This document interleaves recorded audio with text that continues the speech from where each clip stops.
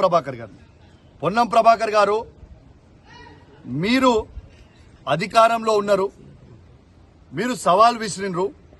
మీ సవాల్ని నేను స్వీకరించి పోదామనే టైంలో ఈ పోలీసు వాళ్ళని పెట్టి నన్ను ఎందుకు అడ్డుకుంటున్నారని నేను అడుగుతా ఉన్నాను. మీరు నిజంగా ఇవాళ నా నీతి నిజాయితీని నేను ప్రూవ్ చేసుకున్నా. ఇవాళ ఎవరి కోసమో నీ కోసమో కాదు, ఏ ప్రజలైతే నాకు ఓటేసి నన్ను గెలిపించినరో ఆ ప్రజల కోసం నా నిజాయితీ తెలవాలని ఒక ఉద్దేశంతో ఇవాళ నేను ప్రూవ్ చేసుకోవడానికి వచ్చి ప్రమాణం చేస్తా అని చెప్పి సందర్భంగా తెలియజేస్తా ఉన్నాను.